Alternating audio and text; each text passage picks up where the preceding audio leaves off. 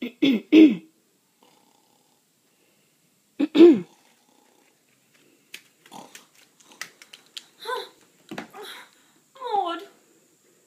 Hmm? Oh, what's happening? Oh, you're moral. Oh, that's right. I forget.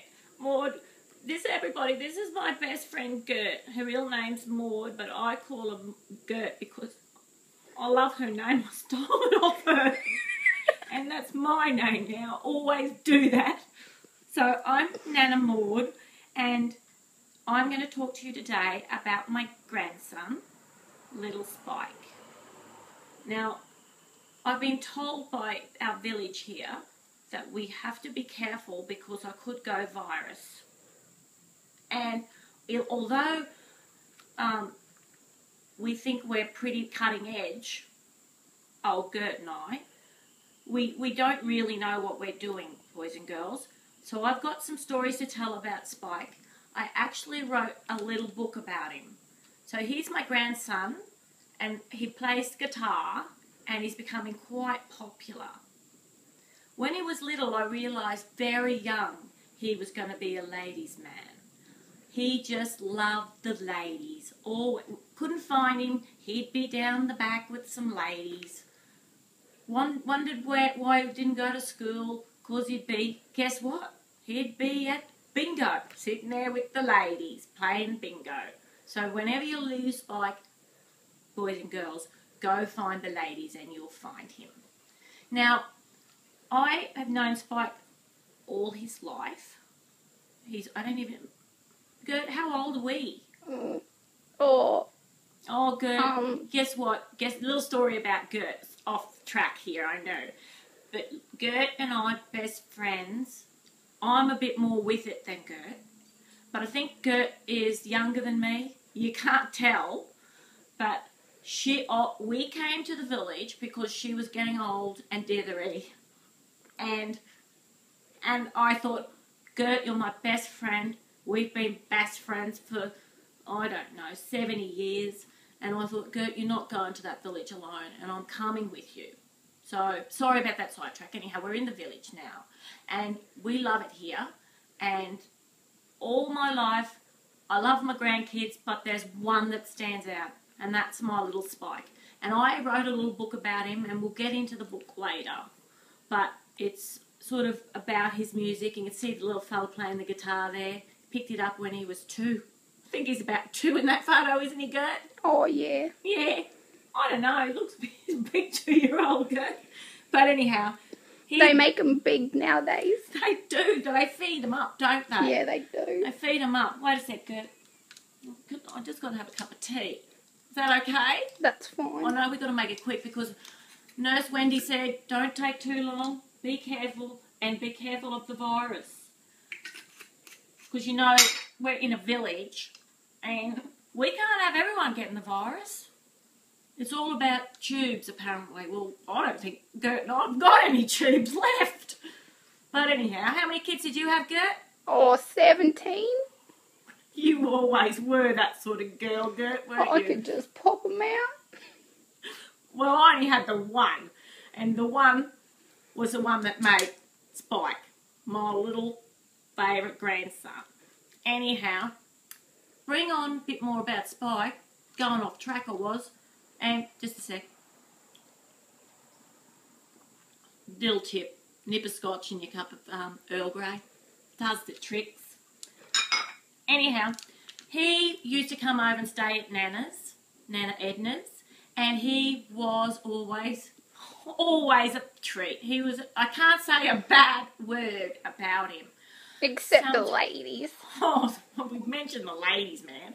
But some Gert, you brought that up. I wasn't going to go there.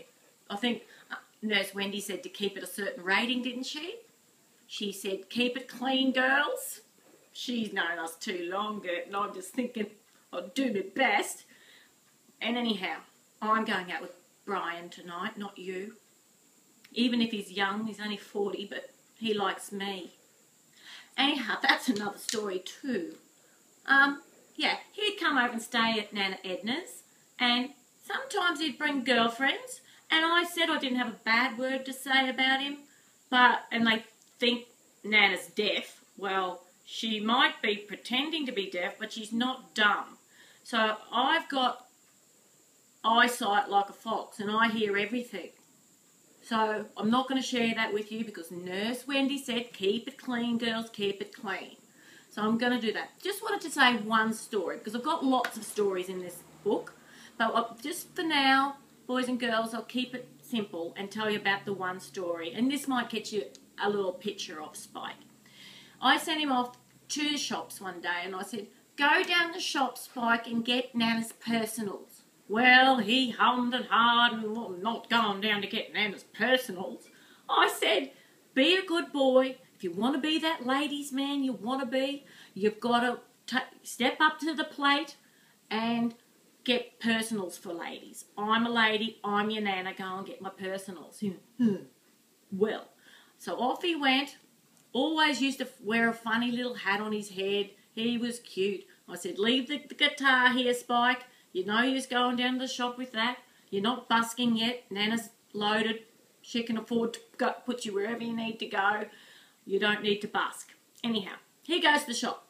I said, for God's sake, you little whinger, get yourself a lolly while you're there. Nana's personals and a lolly. So off he goes, and I'm thinking, gone for long enough. Can't talk the wooden leg of someone with a wooden leg, I suppose. Anyhow, he comes back. I think, thank God. Nana can't wait forever for her personals. Comes back finally, and he's got a big, huge bag. I said, what's in there? And he said, well, you said to get a lolly. I said, yeah, a lolly? Give us a look in there. So he throws the bag at me, nearly hit Nana in the head with it. Was never a good shot, never a ball player.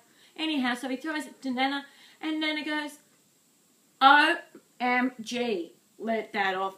Your little niece, Gert, OMG. Have you heard about that one, Gert? Oh, I love how they do that. I always do WTF. You would know what that is, Gert. But I like OMG for the sake of Nurse Wendy's, you know, keep it clean. Anyhow, bag of lollies. I said a lolly, Spike, a lolly. A meaning one. He's got a bag full, and I've gone, oh my God. And this is when it all started, boys and girls. A lolly is not 50 lollies. So he's got every sort of lolly imaginable. I said, why couldn't you just choose one lolly and get the same few of the one lolly? No. From that point on, I knew little Spike. Look at him. Bless. Look at him, Gert.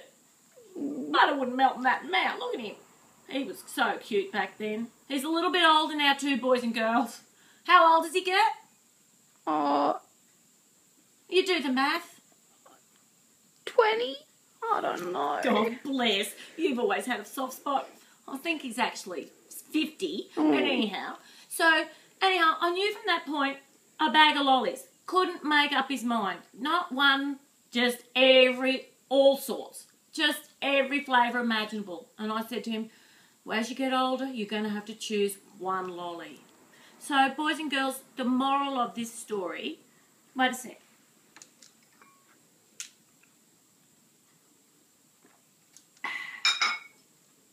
Is not to have scotch in your tea. It's to actually realise, like Spike hopefully did that day. He didn't, trust me. He's 50. He hasn't. When he went in there and got all those lollies, I thought, yep, there's no way he is ever going to realise that you can't... Actually, Gert might help me out. I think I've got it right. The moral, you can't have your cake and eat it too. So, boys and girls, just remember, try and stick with the one sort of lolly if you can. Go on, Gert. Is someone here? Are we in trouble? Oh, I don't know. Oh, I'll go and get it. Oh, Gert, guess who that's going to be? I know who it is. Who is it? It's the gardener. You've seen him. You go out and do the dishes. I'm going to be busy for a bit. All right, Maud. Bye, boys and girls. See you next time with my next moral.